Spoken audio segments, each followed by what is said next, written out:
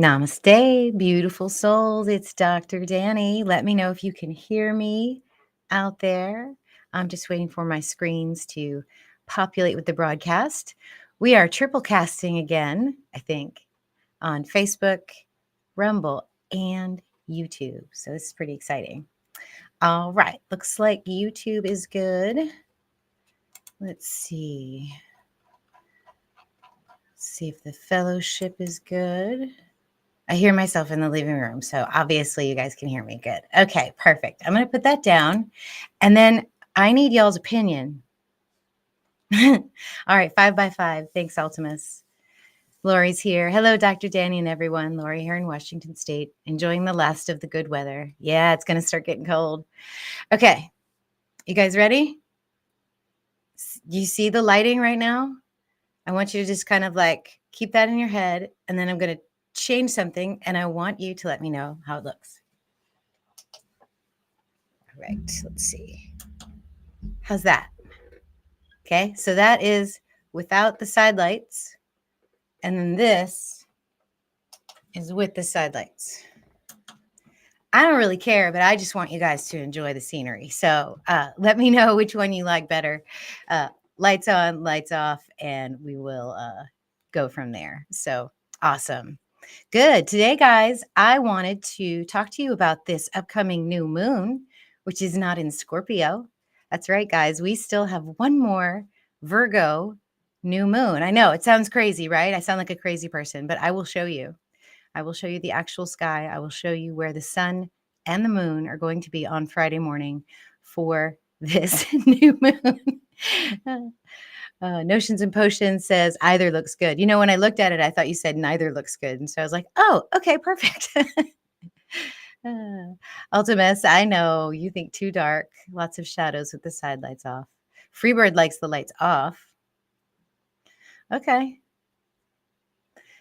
Well, I'll leave them on, and then you guys can tell me lights on or lights off. So, all right. Look Up says they both look good. Well, thank you. I appreciate that. Awesome. How's everybody been feeling? We had our party this weekend. That was fun. Had some friends come that we hadn't seen in a while. Drank a little bit, feeling it the next day, but it was a good time. I enjoyed myself. And then I had to work yesterday, and I pulled an all-nighter. But it was fun because, I got to deliver a baby, so that's always fun. Notions and Potions, the glasses make it. Yes, these are readers, and I have about 50 pair of these. And every year or so, I'll get a whole new batch because I've scratched all the ones I have, and I have all different colors and shapes and stuff like that. So, oh, does there rules? Woot woot, Dr. Badass in the house. Yes, thank you, awesome. Today we're going to talk about pendulums too, because when I was looking at the astrology for this new moon, I was astonished by the amount of oppositions we have. So I sat with that and I looked at them and I thought, we did aspects last week, so hopefully you guys can go back and check out that mini lecture. But the aspect of an opposition is literally a balance. And then I started thinking about the swing, the swinging back and forth, and then pendulums came to mind. And then when I started to look at it, there are a lot of pendulum references out there. So we're gonna just kind of look at some of those and see how we feel about that. And then I could even assert that the planets are also pendulums in their movement, and I can show you that too. So cool. All right, Lori is hungry and tired. Oh, I'm so sorry. I'm very tired. I did an all-nighter, so I have been awake since yesterday morning. But I really wanted to get this out to you guys this week because this weekend, Friday, I'm traveling to New Mexico for a retreat, and I will not have any content for you. There will be a meditation that I'm putting out hopefully tomorrow. I'm trying to create a new one, and I don't know if I like it yet. I was sort of 80% of the way through it when I decided to get ready to come on here. So I will listen to that tomorrow. And if I love it, you guys will get it. And if not, I'm going to give you a different one for the new moon. Basically, I want it to be like a message from source. That's what I'm going for this lunation as well. So I think we all need to connect with our higher selves, connect with source to get through the next lunation and the swinging of the pendulum. So, all right, cool. I'm so happy you guys are here. Thanks, Lori, for moderating, and let's get into it. All right, so I will pull up this first. Actually, let's do this first. Let's do the entire screen.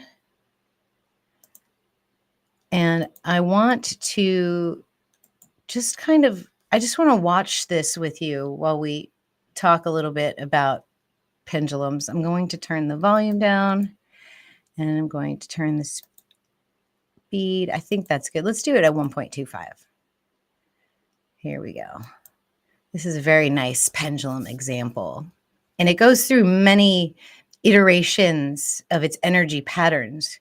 But what you'll see is sort of a big wave that becomes a smaller wave and a smaller wave and a smaller wave. And then you have this chaos. And then all of a sudden there is an organization. And then there's another wave of energy and a little bit of chaos and another wave of energy and organization. So you can see how it goes in and out of these patterns of chaos and synchronicity or synchronized. So chaos and order, back and forth. And this is what what came to me when I thought of the pendulum and I thought about the movement of the planets, because that's what we're doing here with these videos. We're taking the actual movements of what we're observing in the sky, and we're creating a story which tells us a lesson for our lives, and how it affects us is uniquely personal to each and every one of us. So, while we're all in the collective pendulum apparatus, so to speak, each one of this is an individual ball with an individual string and an individual frequency, depending on how the wave moves through. And the other thing about pendulums is that they move from one direction to the other, but when they switch, they kind of slow down and stop. And there's an inflection point in its energy where it becomes, instead of kinetic energy, it becomes potential energy. And then the potential energy falls and the kinetic energy picks up. And it's a swinging motion through energy changing hands, going from chaos to order. And our planets actually do this, you guys. If you watch a retrograde planet as it's moving station retrograde and then station direct and direct, you will see this pattern. And in fact, the inner planets are the easiest ones to watch because in fact, we have a Mercury retrograde coming up at the end of this month. And so what we're going to see is Mercury will slow down, stop, and then move backwards very quickly, and then slow down, stop, reverse course, and go back direct. And so in effect, creating this pendulum of energy around our sun. Venus does it. All the planets do it from our perspective. Pluto just swung out of a retrograde station and is now direct. Saturn is the next planet to go direct. And then Mars will be going retrograde right after that. So we have all these pendulum swings coming up in the next few months, especially during this particular month. But I wanted to just show you this and then show you the new moon specifically. And we'll look at all the energies. We're actually going to dive pretty deep into that astrology. So hopefully that inspires you to understand why I wanted to bring this topic up. And let's go ahead and look at the sky. So this will be Friday morning. And you can see the sun clearly in the stars of Virgo. Okay. The sun and moon are not in Scorpio. Scorpio's over here. That's where Venus is right now. Okay.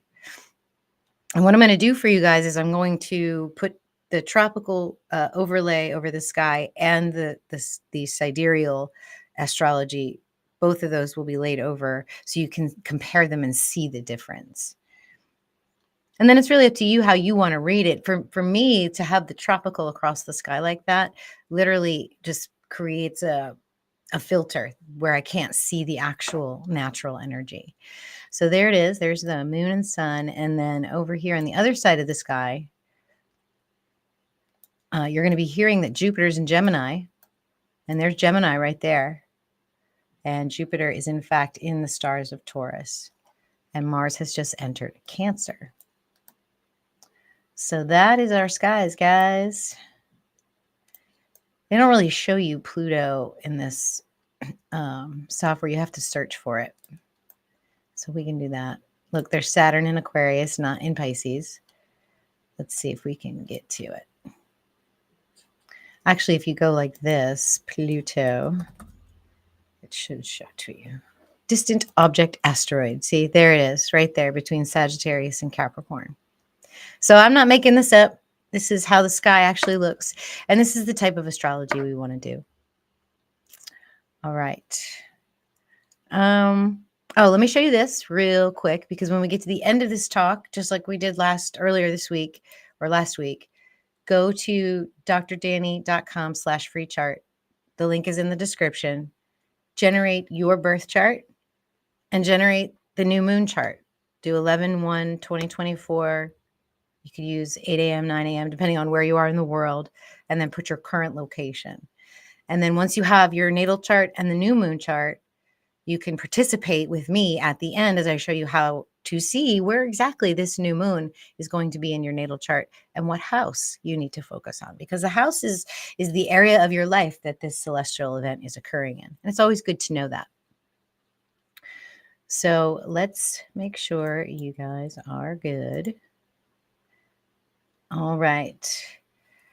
Kachanala Jones says, Pluto, divine feminine, bout to balance. Yeah, I agree with you. There is, when we talk about the asteroids and the trans-Neptunian objects that are all getting goddess names, I almost envision some sort of cosmic trauma to the overarching divine feminine Sophia energy, that it got scattered and fractalized and shattered throughout the solar system. And what's going on now with this new awareness of all of these bodies is this divine feminine sort of coalescing all of these fractal archetypes together. And Lori says, my pleasure. Been looking forward to it all day. Awesome. Kachanala Jones says, out of chaos, beauty dawns. Yes, for sure. Actually, it's so funny that you brought that up, because I wanted to bring the chaos lecture that I did about a month ago back into this discussion when we talk about the pendulums. So let's talk about pendulums a little bit. Let me share my screen again.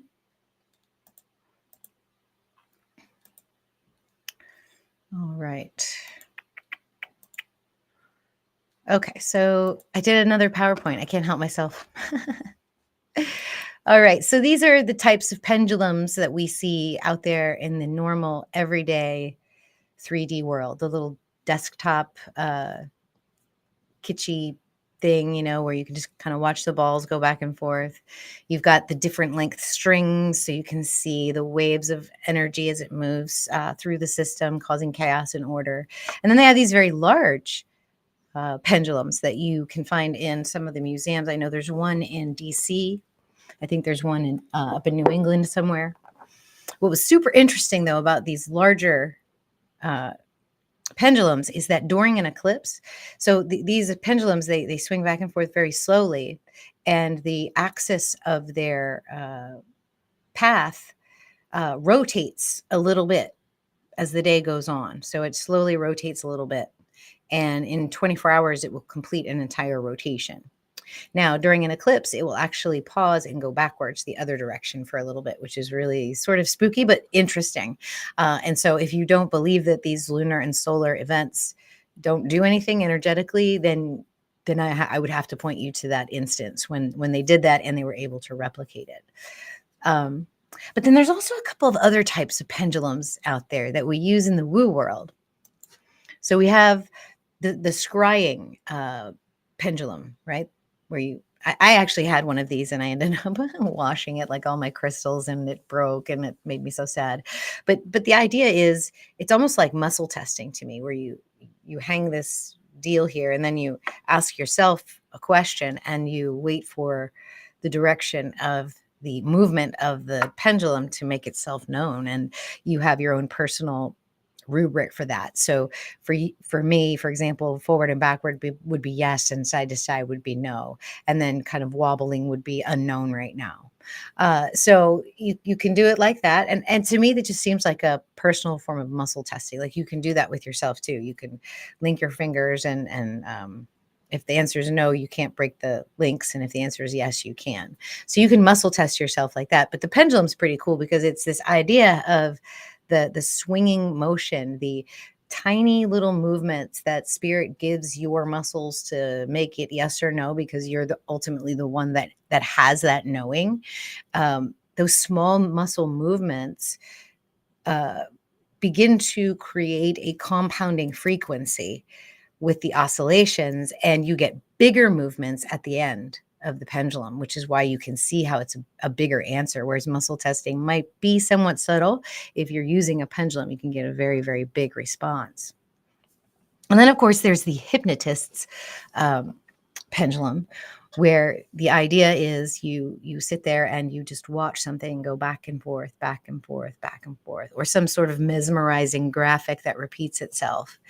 There is a theory that if you move your eyes like you would in the certain brainwave states, then you can induce that brainwave state. There's a lot of spiritual technology out there where people are trying to induce certain brainwave states like theta, alpha, delta, and beta. So when you're using a hypnotist pendulum, you're trying to induce that theta state, that suggestible state, that right between theta and alpha, where they're somewhat conscious but very, very suggestible. And so that eye movement, that back and forth eye movement, is what might be the thing that gets you into that state. So I found that super interesting.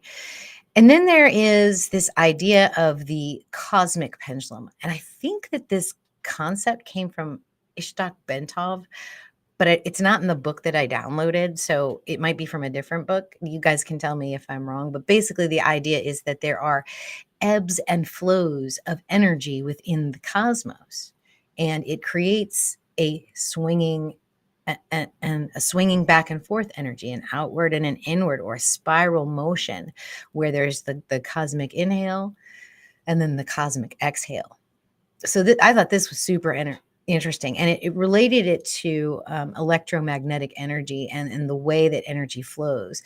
And the idea was that if you can breathe in a certain way, you can synchronize your heartbeat with the natural contraction of the larger vessels of the body, thus creating a what do you call it, a synchronous heart rhythm, so that your field was more pure and more aligned.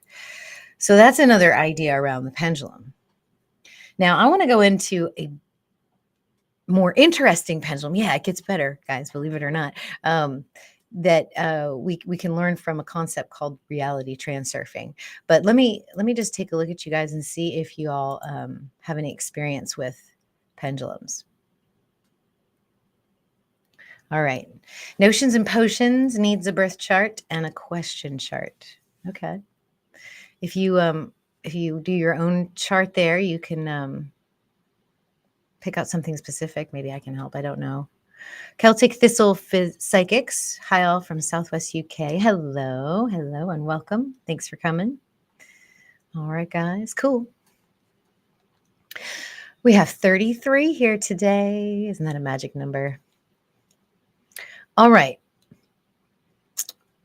Have you guys had pendulums? Had any success with them? Had them work for you? Let me know in the chat.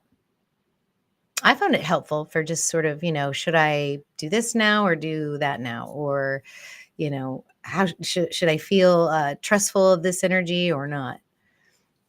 Notions and potions says, I use my body. What is the other chart you mentioned we need? Oh, you just make two. So you make one for the new moon, which is November 1st, and then you do one for your own birthday.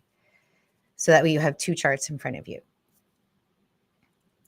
And Lori's been using them for like 15 years. Silvana says, yes, I use my pendulum often. Katie says, yes, my pendulum works wonders. Yes. Okay, awesome. Good. It's good to know other people are using them. I mean, when you start using them, you feel kind of silly sometimes if you've never done that before. But, to know other folks are using it, that's wonderful. That's great. I keep washing mine, so I use the muscle testing. All right. All right, guys, let's go. Let's get into the rest of this talk. I love lives. Y'all are so fun. Okay. So the planets, the pendulums, the reality transurfing pendulum, this is what we're about to talk about, okay? And it revolves around the concept of setting intentions, having thought forms, more than one person having the same thought form. And it reminded me of this verse from Matthew 18. And again, I say unto you that if two of you shall agree on earth as touching anything that they shall ask, it shall be done for them of my Father which is in heaven. For where two or three are gathered together in my name, there I am in the midst of them. So while this may be the Bible, this is definitely wisdom, because this is how these reality transurfing pendulums actually work. So let's get into it. Let me explain to it. It's often called an egregore. So you may have seen that word before. And if any of you have ever heard of Vadim Zeland's book, Reality Transurfing, then you probably have an in-depth idea of what this is. I used this article and I summarized what this pendulum was. And I think it's very relevant for the times we're living in. So let's get into this. So, in accordance with the concept of reality transurfing, people who think in the same direction create invisible energy, informational structures that directly affect us in daily life. They are called pendulums or egregores. Essentially, a pendulum is a sort of a thought condensate. It's the soul of a thing, of an idea, of a doctrine, of an organization, ideology, or anything that has admirers, supporters, followers, and fanatics. So YouTube is a pendulum, and we are all followers, admirers, and supporters, right? Political parties are pendulums. Uh, Groups of friends, groups of people are pendulums, and they pull us in a certain direction. They hypnotize us in a way. So you can have religious pendulums, political, familial, national, corporate. And the way you can tell that you've got a pendulum, it will reveal itself during a massive public event. So like a football game, for example, when all those people are cheering, let's go, Brandon, right? That is a huge pendulum, because all of us, it's spontaneous. And these people are chanting this thing in unison.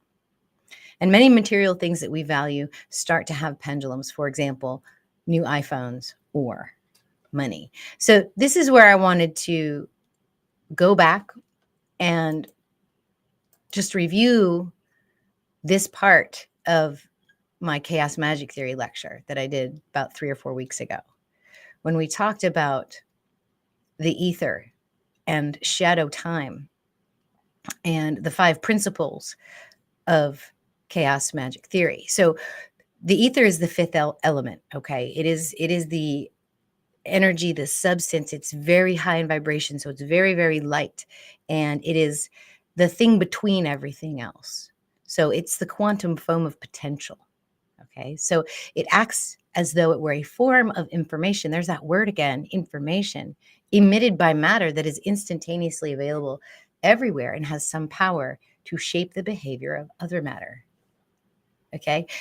Doesn't this sound like the pendulum, the egregore, right? These thought forms that start to resonate with one another, creating almost a gravity well that's hypnotic and that draws us in and wants us to feed it our energy. It's neither good nor bad. It's simply a condensate of very effectively persuasive energy. Okay. And then if you wanted to review these 5 principles, I don't know that we need to do that for this, but that's in here. So, and this was taken from the book Liber Chaos. So I do review that in this lecture, and I also give you the magic formula and I break down the physics of it. So go back and check out that video if you're interested in that. But I wanted to bring that up because this is precisely what we're talking about when we're talking about pendulums, the egregore. So once these pendulums appear, they can put people that created them under their control. right? Pendulums don't actually have a consciousness. They're not sitting there wondering what they are, whether they're good or bad, what their purpose is in life. Their sole purpose of existence is to draw energy from those that follow it. So the bigger the followership that feeds the pendulum energy, the more powerful is the pendulum. This makes sense, right? Like sometimes we sort of, you know, throw shade on YouTube because of its censorship practices and its bizarre algorithms, but at the same time, we're using it, we're learning from it, we're feeding it our energy. Okay. And the only way that you can decrease the pendulum energy, the egregore consciousness, is to decrease the amount of followers, because then the vibrations die out and it dissipates. And there's no ceremony when it dissipates. It's simply gone. Now, most of the pendulums have a destructive nature because they drain energy from their followers and oppress them. So some examples of this might be war, economic crisis, criminal gangs, or mafia. So a pendulum will oppose its followers to other groups as well, because the pendulum doesn't want you to give your energy to anything else. So then it creates this morality for you, where we in this pendulum are good and they are bad. So it aggressively accuses anyone that didn't decide to become a follower and tries to either attract or to neutralize or destroy them. So it doesn't really matter whether you love or you hate the thing, fighting for it or against it. In both cases, you're swinging a pendulum and it becomes stronger by feeding on your energy. So it doesn't really care if it's positive or negative. It'll work equally well. So if you find yourself in an angry state, giving your energy to some sort of group energy, check yourself. Is this an egregore? Is this a pendulum? Is this something that's taking my energy from me? And one of the things that the pendulum does for you, for giving it the energy, is it hooks you up, right? It keeps you busy thinking about what it is. Astrology is a pendulum for sure. Like you get in it and you're always thinking about it and you're always wondering how it's affecting you and what it's doing. And you give it your mental energy. And the way that it does this is by disbalancing you. The egregore, the pendulum, will unbalance you. And that's how it gets access to your energy. Because when you lose the balance, you start to swing on a frequency of a pendulum, allowing it to gain more momentum. So here's that movement that we're talking about again. Those waves of energy that come in and out that we saw in the variable length pendulum there, where it was weaving in and out. This is what the egregore energy does. It takes advantage of this. So it might control you with fear, inferiority complexes, a sense of guilt, false importance also. So like when a pendulum, this is an example they give, when a pendulum captures your mental energy, your attention in a loop, and you tune into its resonant frequency. So then you get mad, annoyed, feel anger, and resent, and then it's just a loop and it feeds off of you. Okay? So, and you can't get away from it. You have to simply just not have a feeling for it. This is what Vladimir Zeland says. In order to get rid of something that's bothering you, you need to admit that it exists and has a right to do so. So like if there's something out there in the world that you really hate and despise right now, and you vehemently hate it, you're giving it your energy. So you acknowledge that it exists and has a right to do that. Then you calm down and you lose interest in it. You ignore it. And by doing so, you deprive it of your mental energy. So what do you guys think about that? Isn't that some crazy stuff? All right, let's see who's here. Using your body works as a pendulum. Yep. Notions and potions uses her pendulum. Katie says yes, exactly. Seeking truth is late again. That's okay. Better late than never, right? Sema Dragoon says hola, hola, hola, hola, everybody. And then Seeking Truth says, y'all ready for the selection fallout? Oh, yeah. Yeah, so that's pendulums. So really, Isn't this kind of relevant from where we are in our geopolitical times? I know it's hard. I know it's so hard. There's so many causes out there that we see and that our heart is just so open for. But it's pulling us. It's pulling away our vital force. Because ultimately, and this sounds sort of defeatist, but there's really nothing that we can do about it unless you're truly driven to do it. And then you are in that egregore. You're in that pendulum. And if it serves you, it's okay to be part of a pendulum, right? So I'm part of the healthcare system, but it serves me very well. It helps me, keep my husband and my family and everybody well fed and sheltered and happy. And, that's what I get out of it. But once you start realizing these things have this energy, you can work with it like you would from the position of a chaos magician. Okay? So that, my loves, is pendulums. Christina Cardoza, hi, welcome. Sweet topic, loving your content. Thank you so much. Thanks for coming. Yeah, we're going to get into the astrology. There's so many aspects. So we'll go through it quick, and I'll sort of tell you a story, and then I'll show y'all how to look at your own charts. Cool, yeah. All right, yeah, I'm hoping to get that meditation out to you guys tomorrow. I wanted to tell you about it a little bit, though. I am using a concept called binaural beats. I figure we're in this pendulum energy. Maybe we could play around with some frequencies going back and forth. And so what I've done is I've taken the base frequency of 528 hertz. It's a pure sine tone. And I went 4 above and 4 below. So we have 532 and 524. And one sound is in one ear and the other sound is in the other ear.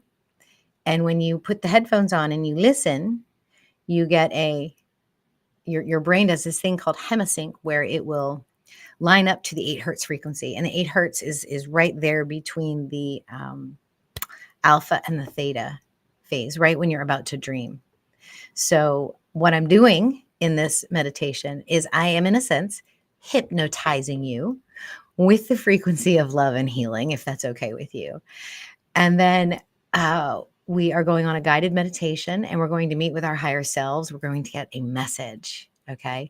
Once the message is over, you guys are just going to marinate in the music that I created with that bass frequency. And then the 8 hertz moving through the hemisync process with your brain. So you're going to get a very encouraging message from your higher self. And then you're going to be encouraged to sort of sit and try to get a personal communication. So that'll be the new moon meditation for this month. And I will hopefully have that out for you guys tomorrow. If I love what I did, if I listen to it tomorrow and I'm like, no, I'm going to start over and do something different. But yeah. Okay. No, 528 hertz, Christina, is just a base frequency. The way that you get the 8 hertz of theta is you take the difference of 2 frequencies. And so what I did is I used 528 as the middle number, and then I went 4 this way and 4 this way. So we have 424 and 432. And I think 424 is left ear, 432 is the right ear. And so when those 2 frequencies are playing, you get a base 528 hertz, but the difference is 8 hertz, and the brain will hemisync to the theta waves. At least that's the theory. That's how it's supposed to work. I've done one of these before, and I got really good feedback on it. So I think you guys will like it. I actually have been using the frequency all afternoon trying to get the music, and it really did kind of put me in a very, very dreamy state. So I know that it works. Cool. All right, guys, let's look at the astrology, because this is even interesting too. Yeah, 432 is beautiful. It's a beautiful frequency, but I wanted to give you guys love and healing. All right, so I talked about that. Let's look at the difference, okay, guys, between tropical and constellational astrology. Oh, and if you don't mind, I would like to do a shout out to a fellow YouTuber who is on board with constellational astrology and has such a poignant and powerful way of describing the difference. I don't agree with everything that he says, but I do enjoy his presentation style. Check out Decode Your Reality. This guy, Logan. He's a metaphysician, but he's also a decoder, uses cards, uses the periodic table alchemy, uses tarot, astrology. And in this particular video, he breaks it down and it's nice and short. So definitely go check out that channel. I just want to give a shout out to this person. If you guys don't already know who he is, you should probably follow him because his stuff is very, very interesting. So before I get back into the PowerPoint, I just wanted to shout that out while I remembered. So, all right. So what I did here for you guys is I put the tropical up top with the sun and the moon, and I put the constellational on the bottom. Now, I think the best thing to do is to make this really big so you can see what we are looking at. Hopefully y'all can see that. Well, I can't get it over far enough. Oh, well, let me zoom out. Okay, you can see it right there, I think. This is Scorpio for the tropical astrology, this new moon. But if you like, just look behind it and look at the stars here, you see the stars of Libra, right? You guys see that? I'm not crazy. And you see the legs of Virgo over here. That's star Spica. Okay. So sun and moon are in the stars of the very last degrees of Virgo, which is a critical degree, which we did a talk about that a couple weeks ago. It's at the critical degree of Virgo and is moving into Libra. They have Venus in Sagittarius, but I think you guys can see the Scorpio here, the star Antares. This is Ophiuchus, these stars right here. So Venus is right at the galactic center, which is not Sagittarius. That's over here. And they're calling that Capricorn. So you see where the problem is? It's not that it's a bad system. It's just not astrology. So, you know, and it does have some divination. And I think the reason is because, or some validity is because the aspects are exactly the same. You know, the positions of sun, moon, and its trine to Saturn on this new moon is exactly the same in both systems. It's just we have a Scorpio new moon and a Pisces Saturn for tropical, which is very different energy. And the stars are telling us we've got a Virgo new moon and an Aquarius Saturn. Okay, so we'll get into what that feels like, but I just want you to understand that's fundamentally different. And so those of us that are vibrating and resonating with these frequencies of the actual sky, we may be more aligned to our cosmos, to our innate nature, to what our DNA is supposed to do and how it expresses ourselves, than if we were in this. You know, I think it's time to realign our astrology with the stars and have one sacred science of astronomy and astrology. So here's the other side of this, guys. I didn't want to leave that out. So you can see how Mars and Jupiter and Uranus, they're all aligned exactly the same. Mars and Pluto are still in opposition in a tropical chart. It's just they've got Mars on the cusp of Cancer and Leo and about to move into Leo, and Mars is going to be in Cancer for a long time until spring of next year because of retrograde motion coming soon. And you can even see on the tropical up here that the constellation of Gemini, or the sign of Gemini, is the constellation of Taurus. Whereas in the constellational astrology, we have the stars of Taurus are the sign of Taurus. And that's how it was originally read. It's just because of precession and because we stopped looking at the sky for 2,000 years, it fell out of alignment. So we're going to bring it back into alignment. I even did two charts, astrological charts. So for those of you that are not into astrology and have been with me so far, these two charts represent the same idea, that you've got planetary alignments represented in a two-dimensional shape of the three-dimensional sky. So this line here in the middle represents our horizon, and the sign on the left is the rising sign. The sign on the right is what was setting. So this is the new moon on Friday, and we've got Virgo rising and a Virgo new moon. And then over here we have Libra rising and a Scorpio new moon. Where's Ophiuchus?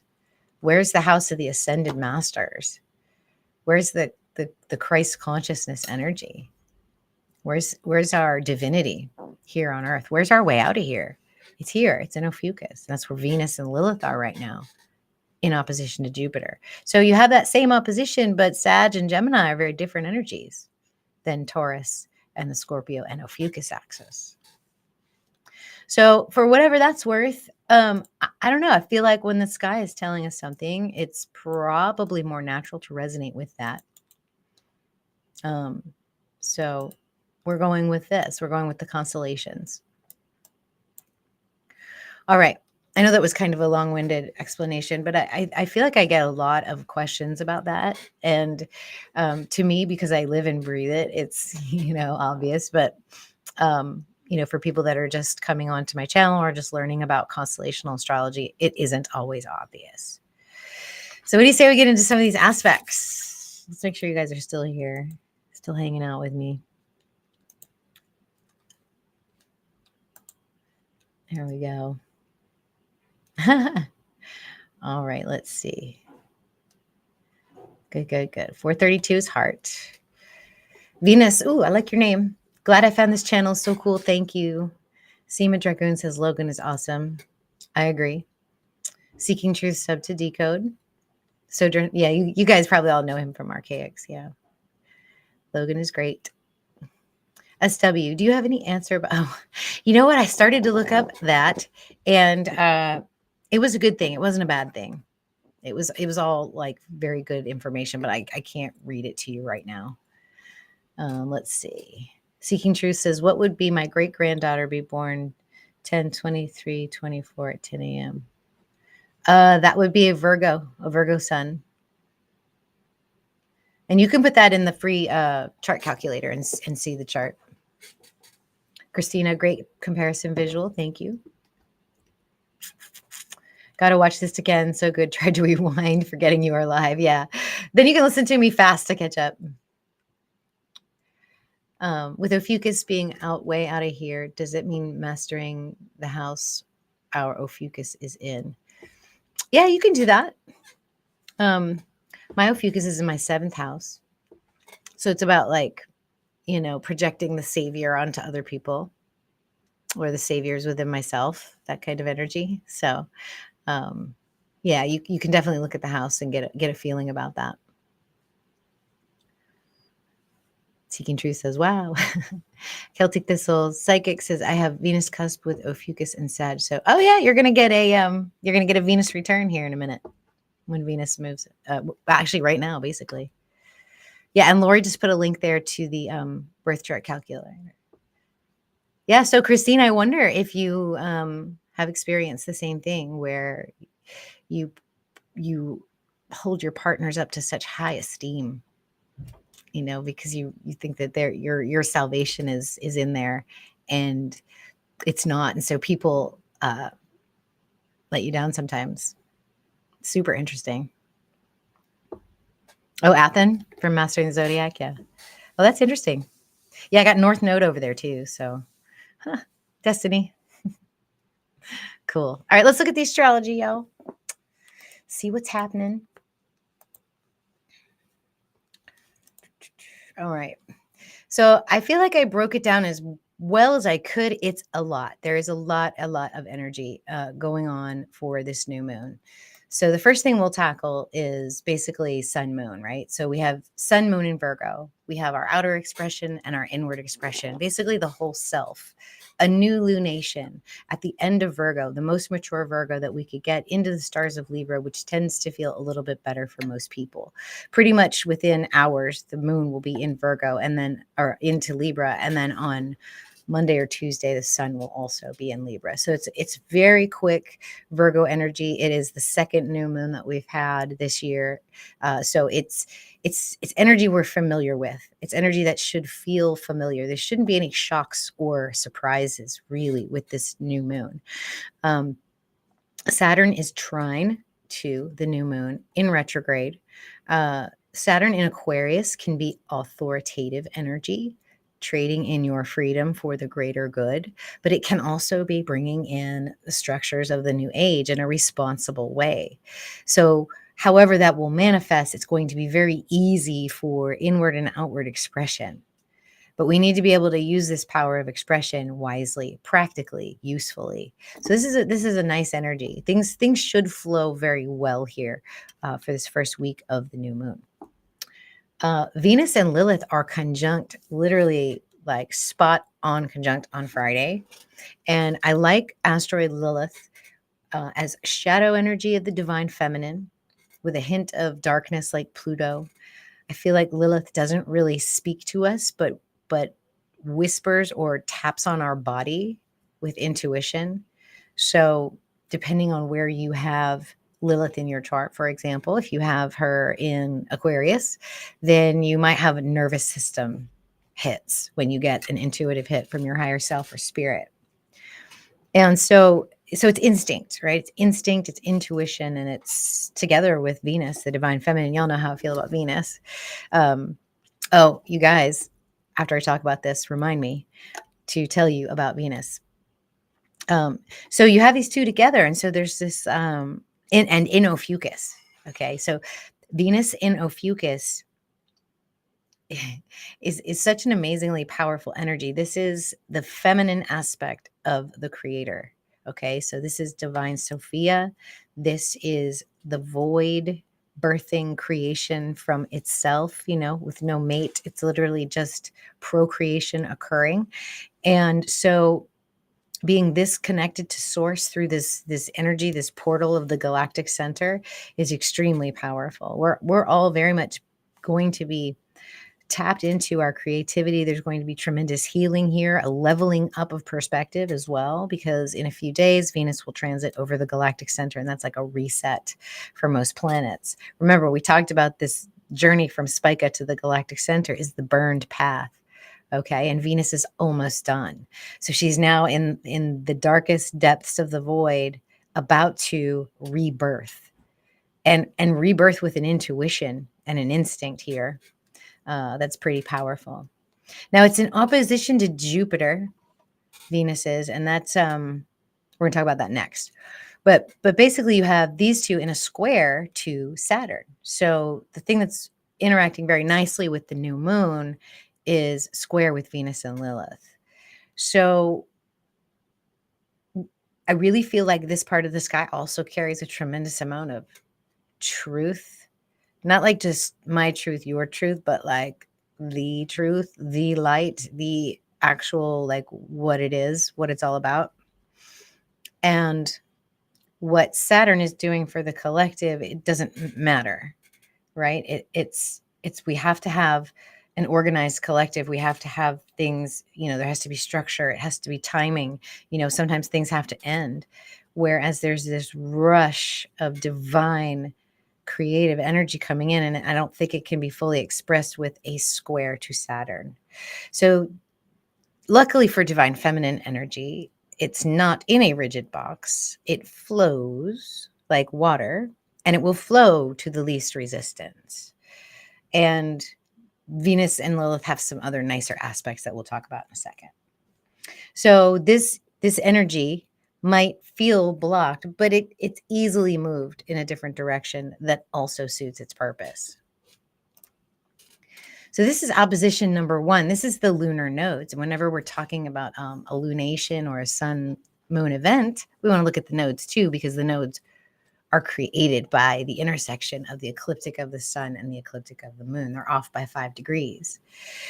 So these 2 points signify the moon's portal, basically. And the south node is where we're coming from, and the north node's where we're going. So south node, Virgo, understanding how creation works, how to manipulate it in a way that's useful, healing the trauma and the wounds of the mother line. All of that is where we're all sort of coming from right now. And we're going towards universal love and oneness, which is the North Node in Pisces. Very close to being in conjunction with Neptune that rules Pisces, who's the cosmic shaman of the zodiac. A lot of people are being called to this healer path, to this shaman's path.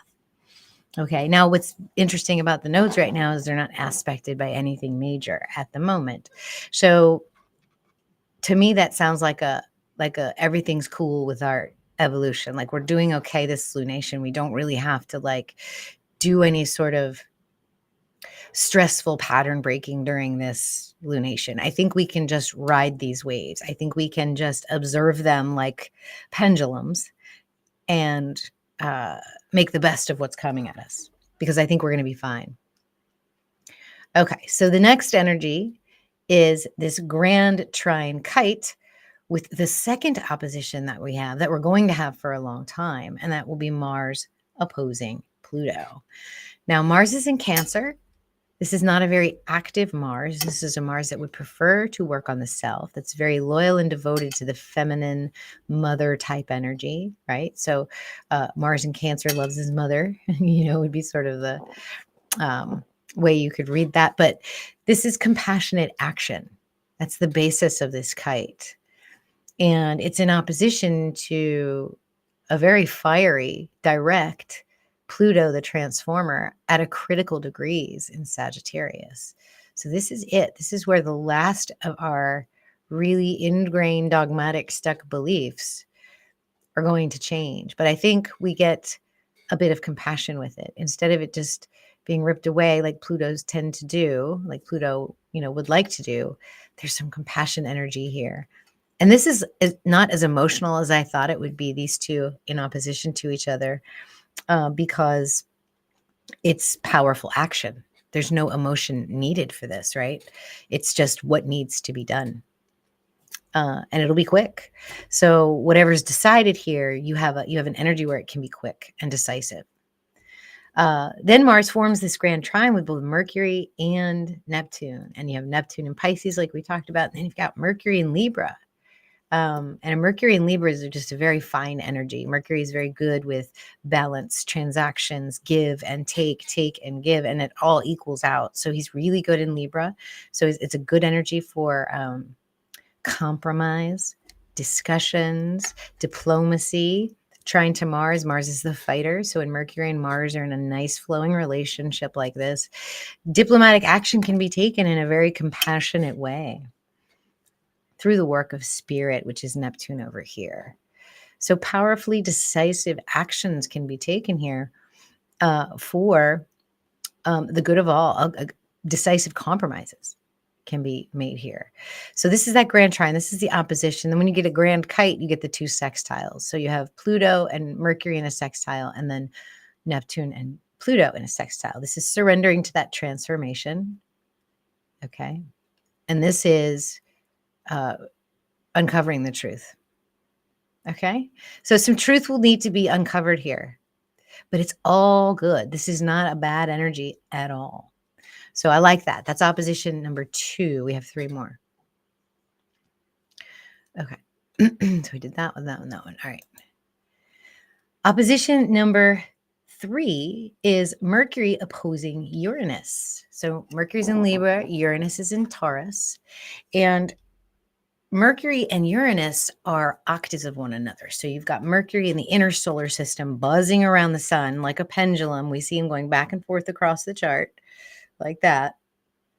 And then you have Uranus out in the outer solar system collecting all the new and unthought thoughts, forms that are floating out there in space.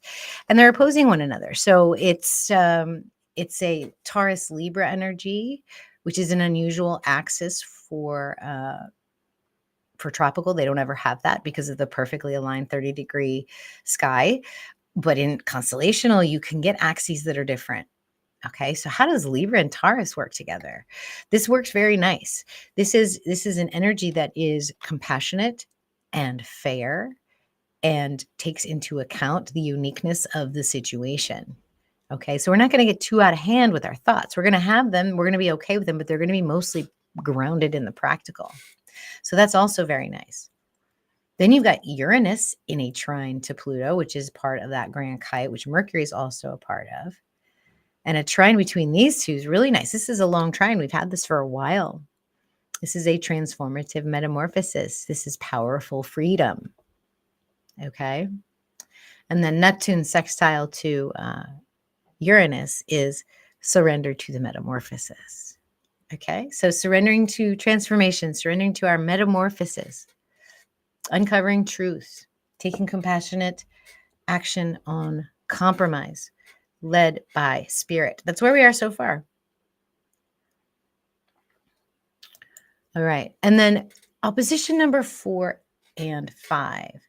So we're back to Venus and Lilith in an opposition to Jupiter in Taurus. So we've already kind of felt this energy out. Jupiter in Taurus is more of a earthy guy. Like imagine him sitting, on the beanbag chair, kind of with a belly and a jug of wine and a bong in the other hand, just living it up in Taurus. Like there's really nothing to worry about. Everything's cool, especially because he's retrograde. And then you've got this powerfully spiritual, creative, flowing energy that's coming in through Venus, through Ophiuchus. These two could potentially get into a lot of trouble. So, Jupiter might not use Venus energy appropriately. So we need to balance expansion with arousal and creativity. So how would you find the middle ground for those two energies would be how you would work it.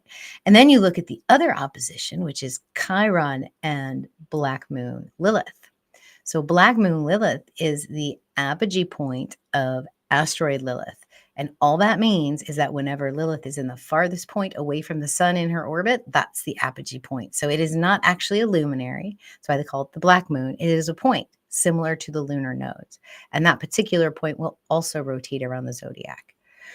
And for me, this energy represents this just sort of suppressed, untamed, wild, feminine energy that is sort of compressed in the goo of the darkness and the goo of chaos, and is bubbling up, right? Hanging out in Virgo, healing those mother wounds, that feminine trauma that happened in our that cosmic trauma that happened to our solar system. That's all bubbling up now, and it's because of where our solar system is in the greater energy of the galaxy. It's going through this higher density location. The light is more intense. So it's bubbling up, it's coming up, it's opposing Chiron, which is our subconscious wounds, okay? So there's this like wild, untamed energy that can potentially destroy, very much so, because it has no like compass. It's dark, it's in darkness. And then you have these wounds and these triggers that we don't know where they come from, and it's associated with disconnection from spirit. So this one can be a little hard, I think. But here's what's cool about it. It makes these aspects, trines and sextiles to Jupiter and Venus Lilith. So Chiron, for example, sextiles Jupiter, which is a nice energy. This is expansive healing. And Chiron trines to Venus. So this is healing of relationships. So expansive healing of relationships here with connection to spirit. And then you've got this this feels like a trust between Black Moon Lilith and Jupiter, because Jupiter knows everything's going to be all right, and Lilith is just waking up and has no compass. And Jupiter and Taurus could get her into a little bit of trouble, but at the same time could lead her to where she needs to be, because Jupiter has that faith and that optimism and always has a good heart. And then, of course, you've got that Black Moon Lilith sextile to Venus Lilith, and this is just really powerful sexual healing type of energy. All right. So overall, I think this is a really good lunation for us, collectively speaking, despite what the pendulums and the egregores out there are telling us, right? I just don't see it in the stars that it's going to be hard for us. I mean, maybe that Pluto-Mars opposition will feel a little bit frustrating, especially if we're feeling like we're not free. We have to watch how we deal with that Saturn.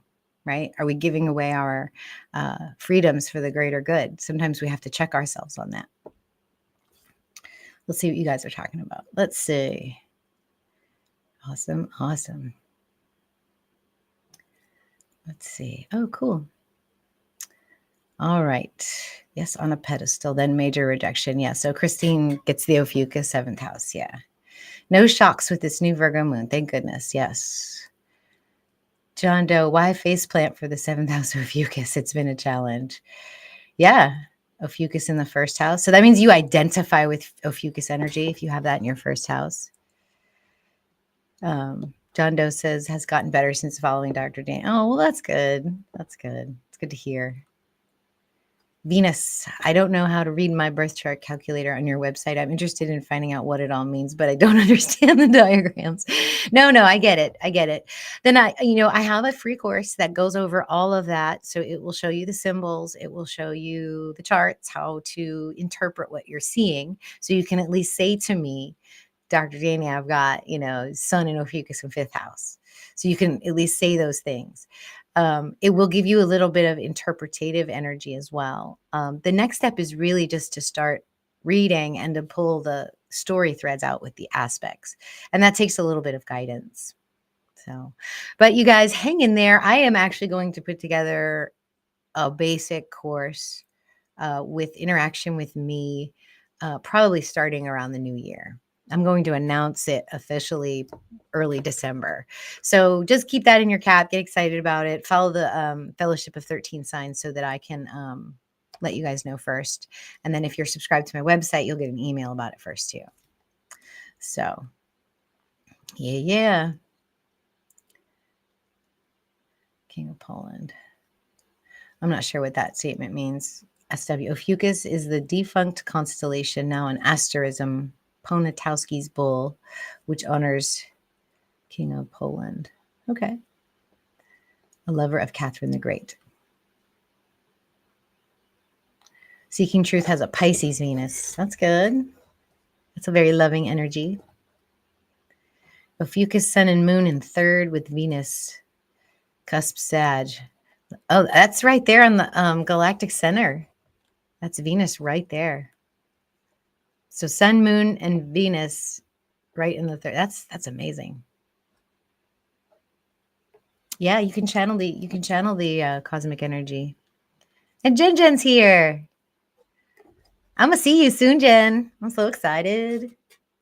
The new moon will be conjunct my natal vertex, fifth house. Yep. I'm gonna get into how it affects your chart. I'm gonna show you guys. I'm gonna show y'all. Let's see. E Greens, UCC 38 ARR. Wonderful message. Resonator connects. Also the work of chaos magic theories through eons.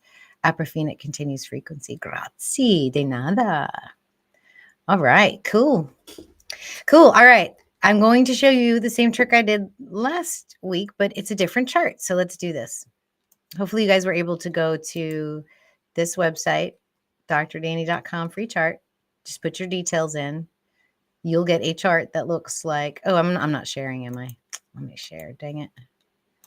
You guys will get a chart that looks like, if you put it in here, you will get a chart that looks like this. Okay, so this is the new moon chart. I did that and I copied and pasted it right here. And then I went ahead and I got my chart, which is right here. Okay. And I put the new moon chart next to it. So you can see there's the Virgo sun and moon. There's Venus and Ophiuchus. There's our Mars, Pluto opposition. It doesn't have the same number of aspects as I do because the free chart calculator doesn't grab all the points that I do in my software. So that's why it looks a little bit different. But this is for you guys. This is just basic. You don't have to get into the nitty gritty. You can just do sun and moon and basic stuff just to get a feel for it. So I'm going to take my chart and I'm going to put the Virgo sun and moon in Virgo on my chart. See how I did that? That's where the new moon will be for me. Uh-oh, can you guys see me? My camera just decided to get hot. Can you guys hear me okay? Ruh-roh. I might have to switch to my crappy computer camera real quick. As long as you guys can hear me, I think it's okay. But let me see if I can switch. Oh my gosh. Look at that. That's amazing. We'll let that camera cool down and turn it back on in a second. I didn't know it was going to do that. That's amazing. You spend all this money on this fancy equipment and only to have that happen. All right. At any rate, where were we? We were here. So I'm putting the sun and moon in Virgo. So what house is this new moon in for Dr. Danny? I'll give you guys an few kiss if you tell me what house it's in. I'll go back to it so you can see it.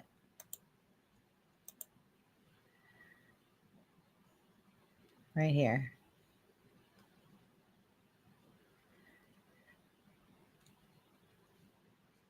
Let's see. Let me go up here. See if you guys are chatting. All right. No one wants to guess? Well, it's sixth house. So you can see that because it is right here. It says sixth house. So the sun and moon currently are in Dr. Danny's sixth house. Now, if I have someone else's chart, depending on where Virgo is, it might be in a different house. So for me, this lunation, because I'm starting out at the beginning of my sixth house, this will be a sixth house journey for me this month. Sixth house is about health. It's about service. It's about servitude. It's about being the best worker you can be. It could be about routines as well. So I feel like this won't be a very disruptive month for me because I'm very good at routines. I even have a routine of breaking my routines. So you can take this exercise further. I can add, let's see, Mercury is in Libra. So we can see where Mercury is going to be for me right here. And then Venus is conjunct my north node. Venus and Lilith are conjunct my north node right now. I didn't pull Chiron, but let's grab Uranus and put Uranus in Taurus right on my ascendant. And then Jupiter is opposing Venus, conjunct my south node. Okay, and then we've got Mars in Cancer, which is between my Mercury and Sun right now. And we'll do a little retrograde dance here, that pendulum movement that we were talking about at the beginning, right? So Mars has been moving this way, then he's going to move this way a little bit, and then he's going to move this way again. He's going to do that little pendulum dance. And then Pluto is opposing Mars right there. Saturn is in Aquarius, conjunct my Jupiter. And Neptune is in Pisces. So that's what y'all do. That's what you do. You get really familiar with these glyphs and these energies, because that's all it is. You're basically learning the language of astrology. And once you have that language down, oh my gosh, this camera is terrible. You can really see the difference. I wonder if I can fix this. See if it to come back on. Ooh, it's working. I can't stand this. I'm going to switch it back. I do not want to look that fuzzy. There we are. All right. Yep. You guys got it. Sixth house. You all get a few kisses. Get it? A few kiss. All right. Cool. Does everybody understand that? So wherever the house is for you, that is the area of your life you're working on. So in your first house, you're working on yourself. This month's lunation is about you. If it's in your second house, it's probably about the things you value, the stuff around you. If it's in your third house, it may have to do with your siblings. It might have to do with information, learning, knowledge, teaching. If it's in your fourth house, it may have to do with your maternal energy, your home. If it's in your fifth house, it's about joy, romance, children, fun. Sixth house, it's about service. Christina says, you got a tan with my new camera. Yes. Yeah, that it's amazing the difference you see when you use your integrated laptop camera and you actually spend a few $100s on a good camera. You can see it for sure. So then you just go around the wheel. Seventh house, you might have a relationship lunation. In your eighth house, something transformational might happen. In your ninth house, you could have you could gain some wisdom. You could work with a university or an institute of higher learning. You could travel. You could have a long distance travel. In the 10th house, you might have some work energies going on with this new moon. In the 11th house, it's friends and collective. And in the 12th house, it's the spirit and the subconscious. So yeah, Christine, fifth house, joy and romance. Yes, it should be a fun moon. Last month, the moon was in my fifth house and it was a fun month. Yes. So It also depends on what else is aspecting you for sure. But cool, guys. Well, that is all I have for you. Like I said, I'm going to bring you a new meditation tomorrow, hopefully. I will. I'll get it out. It'll be okay. And then I will be out for a bit over the weekend. And then I'll probably do a live on Tuesday when I get back, share some pictures. We're not going to have any moon in the sky over the weekend because it's a new moon. So it's going to be completely dark, and we're in like the middle of the mountains. So I'm anticipating some amazing sky watching. So, and I love that. So I'll have pictures of that for sure.